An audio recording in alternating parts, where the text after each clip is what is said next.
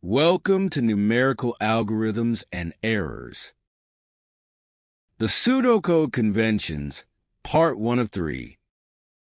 This book uses a rather student-friendly pseudocode convention, which is easier to convert to real programs. In this video, the principles of naming and declaring variables, commenting, input-output, arithmetic, and logical operations, assignment statements, and sequential and conditional constructs are covered. Part 2 of the series is devoted to control constructions, such as while, repeat until, and for loops.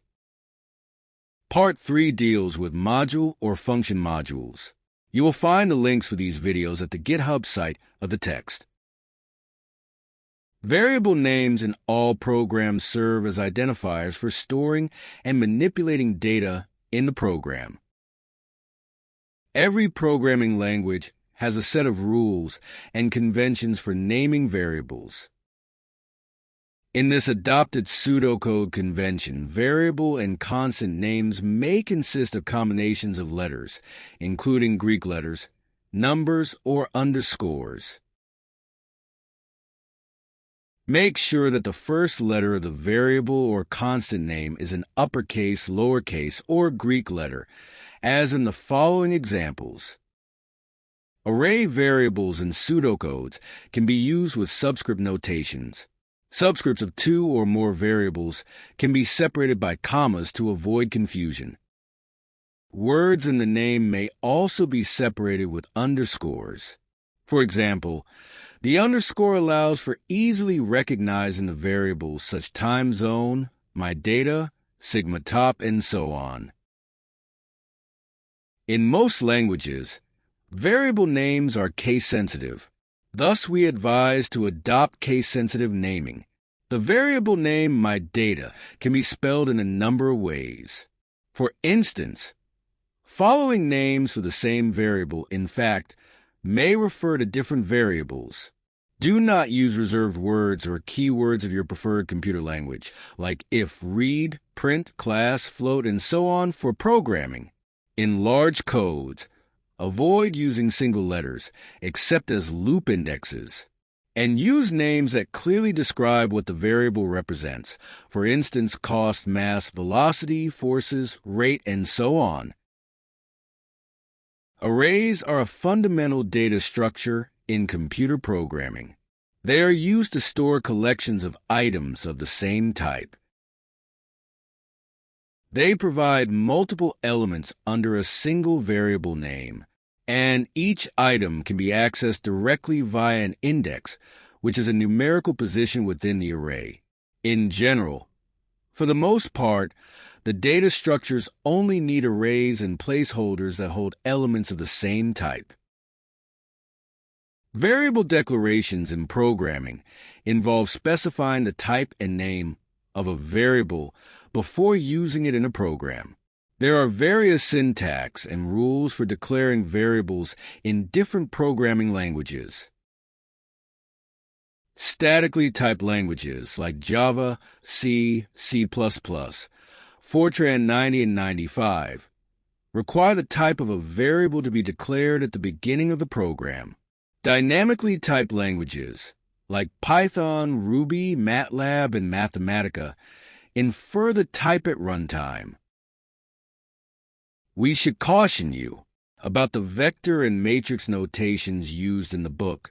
Note that vectors, that is, one-dimensional arrays, and matrices, that is, two or multi-dimensional arrays, are denoted in lowercase and uppercase bold typeface, respectively.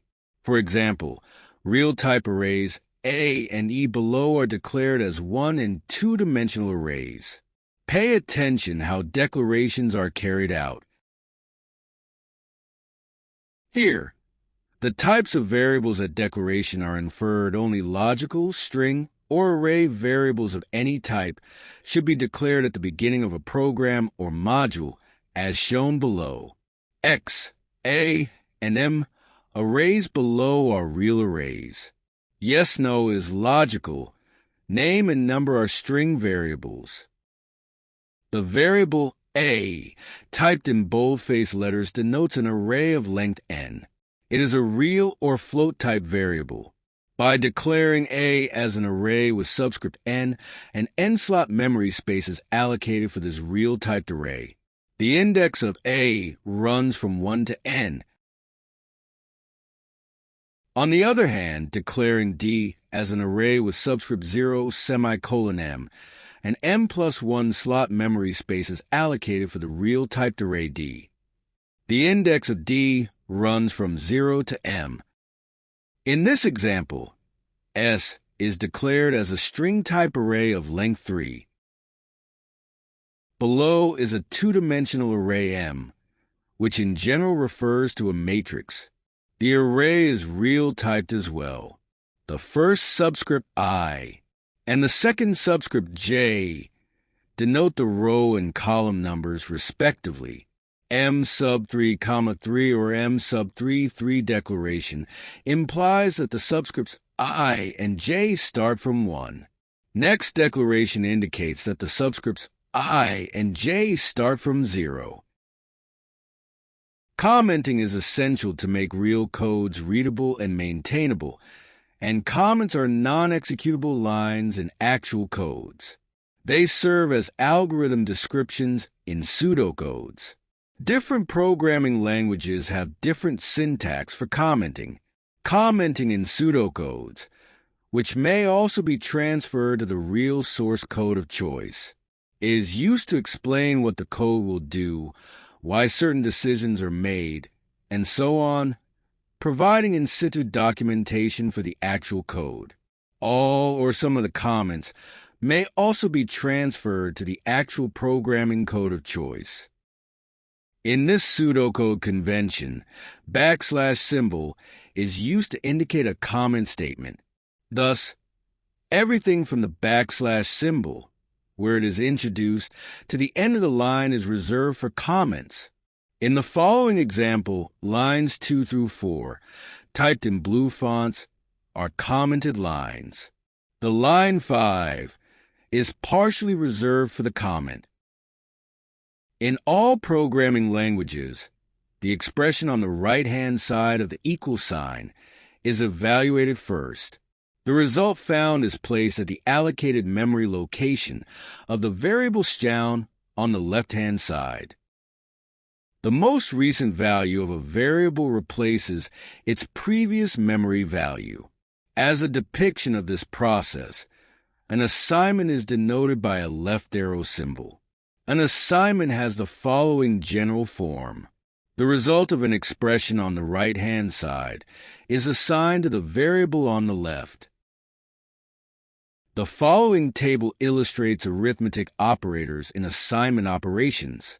In the last expression, mod is the modulo function, which is present by default in math libraries of most computer languages.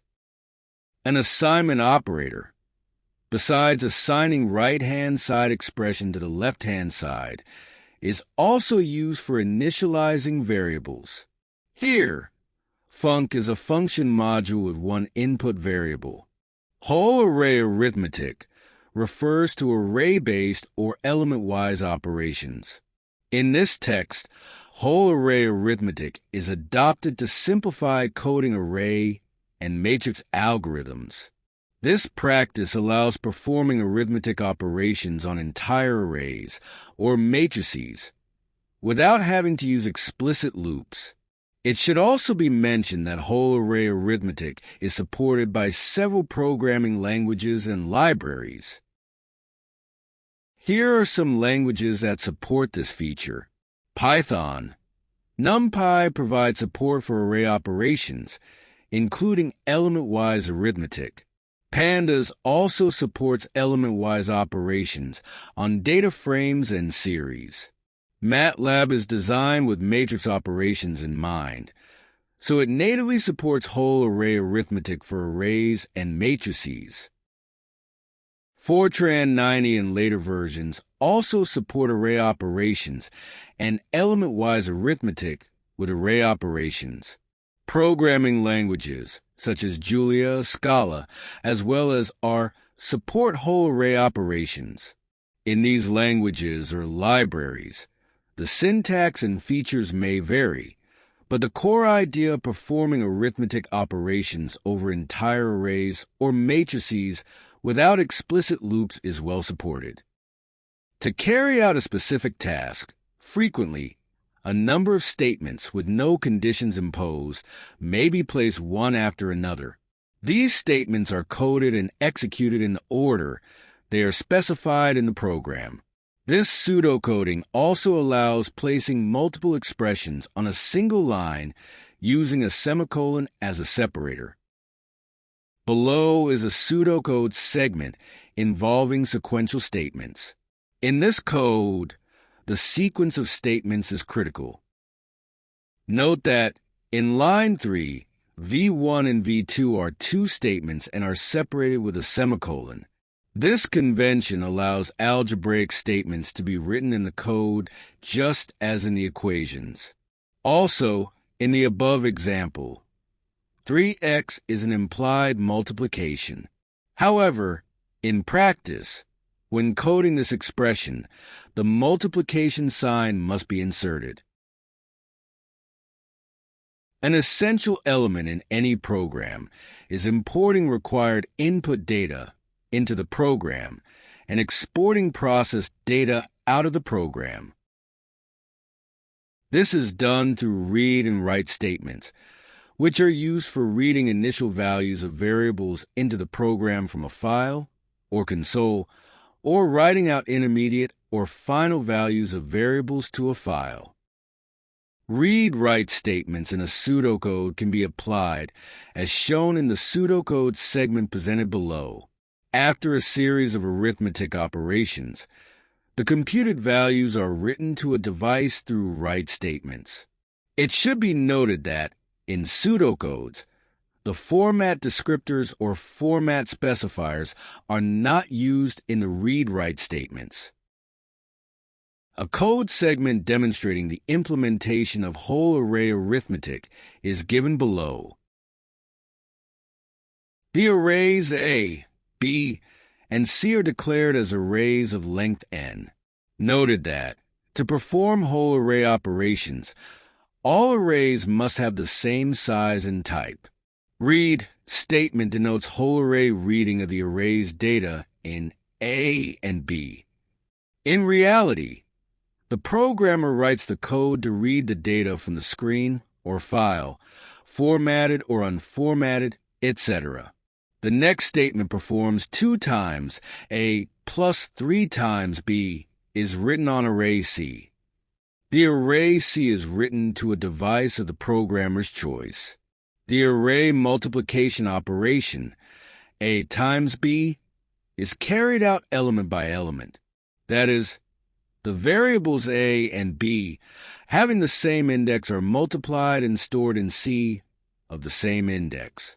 This operation overwrites previous values in memory locations. The last statement is the whole array output of the resulting array C. Relational operators are used for comparing two values or expressions to determine their relationship in terms of equality, inequality, and order. These operators are fundamental in programming for decision-making, controlling the flow of execution, and evaluating conditions. In this pseudocode convention, the relational operators are used exactly as they appear in mathematical expressions. The relational operators are equal, not equal, less than or equal to, greater than, and greater than equal to. The following table is the list of relational operators, which are the same as those we encounter in mathematics.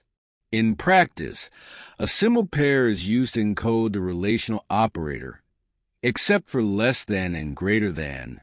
Consider variables A, B, C, X, and Y with the assigned values.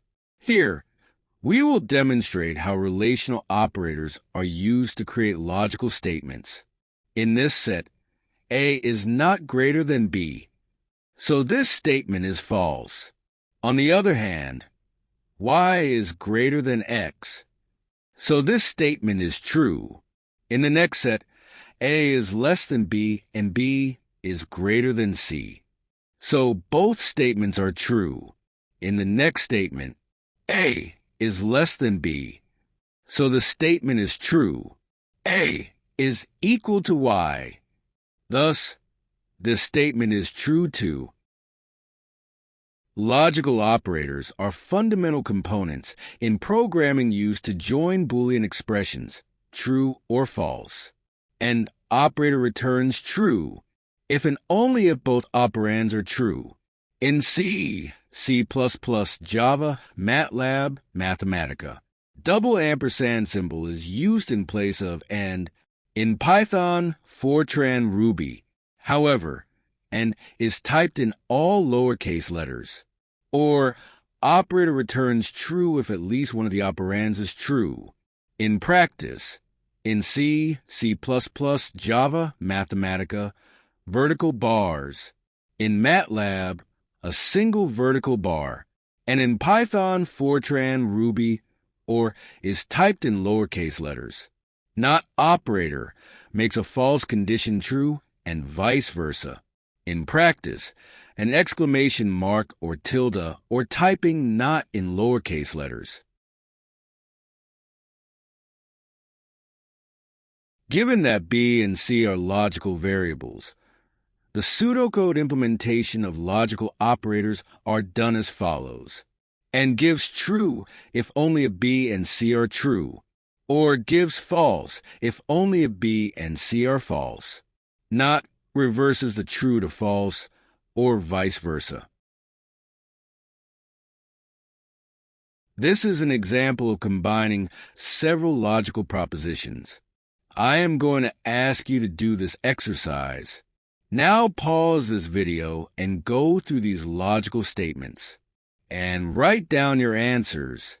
I will give you the answers shortly.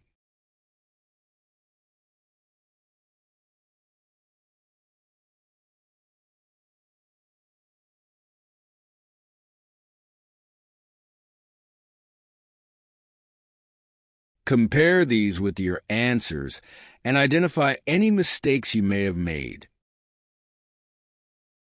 This pseudocoding convention basically focuses on two types of conditional constructions: if-then, end-if, and if-then-else, end-if. The if-then, end-if construction executes statements if and only if the condition is true. The second if-then-else, end-if construction additionally provides a path for the statements to be executed in the event that the condition is false. Let's start with the first construction. A flowchart for an if-then, end-if construction is also provided here as a visual representation of the logical flow of decision-making in a process. The construction begins with the keyword if.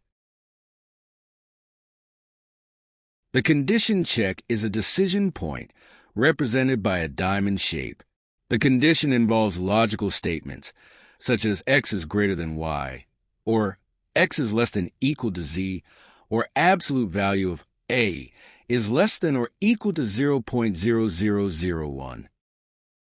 If the condition is true, then, that is, in this event, the flow goes to a rectangle process box, where you type the statement that should be executed. The construction ends with the end-if keyword. In our first example, the code asks for an input value of x. Suppose a value of 2 is entered for x. The if construction checks for the condition. The value of 2 is greater than 0. The result of this condition will naturally be true. In this case, the square of x is evaluated to be 4, and this result is assigned to variable y. The if construction is terminated once all block statements are executed. The first statement following the if construction is the right statement where the current memory values of x and y are written to a desired output device. The output devices may be a console, printer, or file, but here we do not need to specify the type of device. In the second example, -2 for x is entered for x. The control condition becomes false since x is not greater than 0. Thus, the construction skips the statement block and goes to the first statement following the if construction, where the values of x and y are written to an output device. Here, we assumed y has not been assigned a value before, and its value in memory is 0. Next, let's see how if-then-else and if construction works. Here, you can see the pseudocode implementation and the corresponding flowchart, depicting a visual representation of the logical flow of decision-making in a process. This construction also begins with the keyword, if. Next, the condition is evaluated at the decision point. If the condition is true, then the flow goes to the block of statements 1, depicted in a rectangle box, where you type the statements that should be executed. After the statements are executed, the flow leads to the end if endpoint. In the event that the condition returns false, the second block of statements are executed, and then the flow reaches the end if point. Now, let's explain how this structure works with examples. In our first example, the code asks for an input value of x. Suppose we enter the value of 2. The condition check is performed.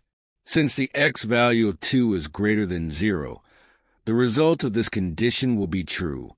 In this case, the square of x is evaluated, and this result is assigned to y. The if construction is terminated once the assignment statement is carried out.